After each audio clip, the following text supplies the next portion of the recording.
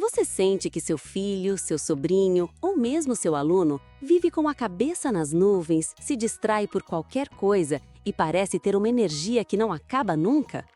Isso pode ser mais do que só agitação infantil. O transtorno de déficit de atenção e hiperatividade, ou TDAH, é real e desafiador. Então, você pode me perguntar: o que eu faço? O que posso te dizer é que existem formas eficazes, acessíveis e comprovadas de ajudar essas crianças a se organizarem, se concentrarem e viverem melhor. Fica comigo até o fim e veja algumas dicas práticas de como entender essas crianças e como transformar o caos em equilíbrio. Imagine tentar prestar atenção em algo enquanto seu cérebro insiste em pensar em outra coisa.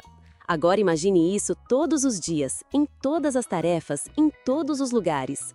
Essa é a realidade de muitas crianças com TDAH.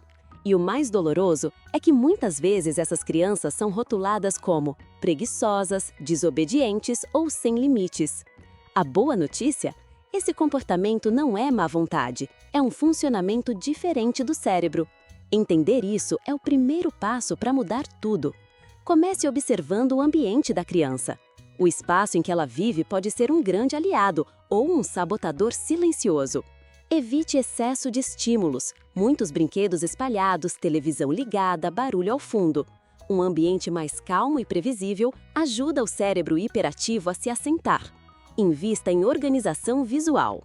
Cestos, etiquetas coloridas e divisórias podem transformar o quarto da criança em um local onde tudo tem seu lugar. Isso facilita a autonomia e reduz a ansiedade diante de tarefas simples, como arrumar a mochila. Outro ponto fundamental é a previsibilidade. Crianças com TDAH precisam de estruturas firmes. Um quadro de rotina visual com horários definidos para acordar, estudar, brincar e dormir pode reduzir conflitos e melhorar a cooperação. Mas cuidado! A rigidez exagerada pode gerar frustração. Deixe margens para pequenas escolhas. Por exemplo, você quer tomar banho antes ou depois do lanche? Isso dá à criança um senso de controle, dentro de limites seguros. Agora, vamos falar de movimento. Ao contrário do que muitos pensam, o problema do TDAH não é muita energia, mas sim dificuldade em regulá-la. Proibir o movimento só piora a situação. Que tal transformar isso em estratégia? Atividades como caminhada antes de estudar, brincar com massinha ou apertar uma bolinha de borracha durante uma explicação podem ajudar a liberar o excesso de energia e aumentar a concentração. Incentivar esportes com regras e ritmo, como natação ou artes marciais, também é uma excelente forma de canalizar essa energia. Até aqui falamos de estrutura e ambiente, mas será que tudo se resume à organização? Como lidar, por exemplo, com a impulsividade ou com os momentos de frustração intensa que parecem surgir do nada? Isto pede que a gente tente entender as emoções da criança e ajude a promover o autocontrole, especialmente tendo a consciência de que a impulsividade não é falta de educação ou teimosia, ela tem raízes neurobiológicas.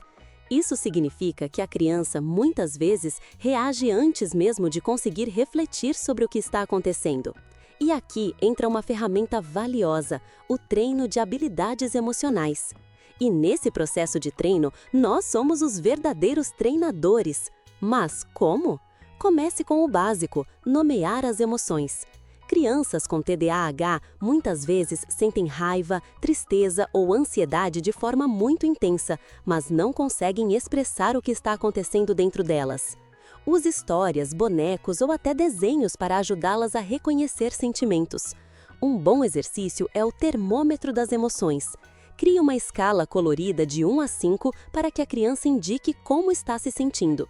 Aos poucos, isso ajuda a desenvolver consciência emocional e autoconhecimento. Além disso, é essencial ensinar estratégias de regulação. Respiração profunda, contar até 10, apertar uma almofada forte ou ter um cantinho do acalmar são técnicas simples que funcionam.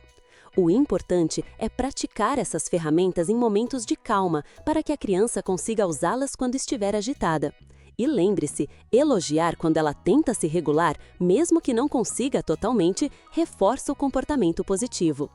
Outro ponto delicado é o reforço de comportamentos. Crianças com TDAH escutam muitos não, pare, assim não, Isso mina a autoestima. Por isso, tente inverter a lógica. Foque mais em reconhecer os acertos do que em punir os erros. Quando a criança conseguir esperar sua vez ou cumprir uma pequena tarefa sem distrações, celebre. Pode ser com palavras, com um adesivo ou até com uma atividade que ela goste. O cérebro dela vai começar a associar foco e esforço com recompensa. Também é útil criar um mapa de metas curtas. Crianças com TDAH costumam se perder diante de tarefas longas. Divida os desafios em pedaços. Por exemplo, em vez de fazer a lição de casa inteira, estabeleça metas como terminar as 2 primeiras questões de matemática, depois uma pausa, depois continuar. Isso evita que a criança fique sobrecarregada e desista antes de começar.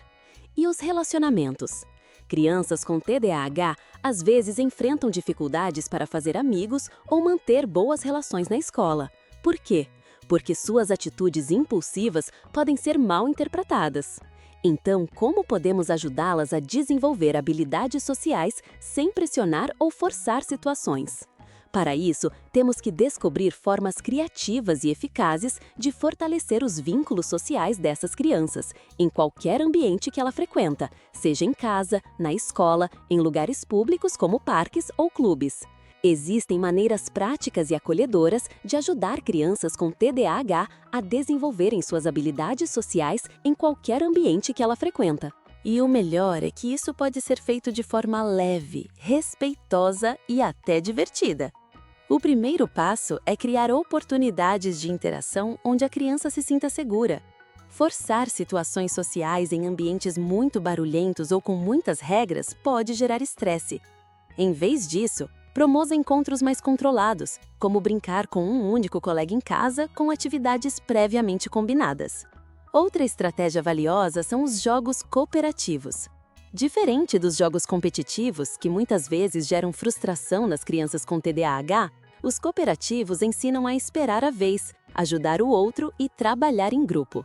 Jogos de tabuleiro simples, dinâmicas em dupla ou até jogos de montar em equipe criam um espaço onde a criança aprende, brincando, a se comunicar melhor e respeitar limites. Se a criança já teve experiências sociais negativas, talvez ela esteja mais fechada ou até evite interações. Nesses casos, os jogos de representação podem ser grandes aliados. Brincar de faz de conta, simular situações da escola ou da vida real usando bonecos ou fantoches pode ajudar a criança a treinar respostas sociais. Por exemplo, e se alguém pegar seu brinquedo sem pedir, o que você pode fazer? Isso prepara emocionalmente e ensina caminhos para resolver conflitos. Mas não se trata apenas de ensinar a se relacionar. Precisamos cuidar da autoestima dessas crianças, que frequentemente se sentem menos capazes por ouvirem tantos feedbacks negativos.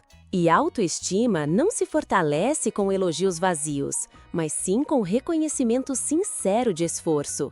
Em vez de dizer, você é muito inteligente, prefira, percebi o quanto você se esforçou para terminar isso, mesmo com dificuldade.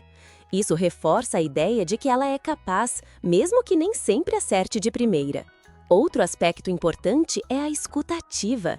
Reserve momentos do dia para conversar com seu filho, sem distrações, olhando nos olhos.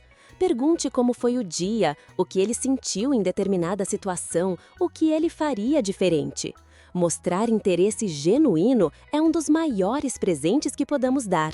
Isso fortalece a conexão emocional e cria um espaço seguro onde a criança sabe que pode contar com você. Por fim, lembre-se de cuidar também de você. Cuidar de uma criança com TDAH exige paciência, flexibilidade e muito afeto. É normal se sentir cansado, frustrado ou até perdido às vezes. Procurar apoio profissional, grupos de pais ou terapia individual não é sinal de fraqueza, é um ato de coragem. Você não precisa fazer tudo sozinho. E quanto mais fortalecido você estiver, mais poderá oferecer suporte real e equilibrado ao seu filho. Se este conteúdo fez sentido para você, aproveita para se inscrever no canal. Aqui a gente conversa de verdade, sem julgamentos, com empatia e informação de qualidade. E se você conhece alguém que precisa ouvir isso, compartilhe. Vamos juntos construir uma rede de apoio mais forte, mais humana e cheia de esperança. Até o próximo vídeo!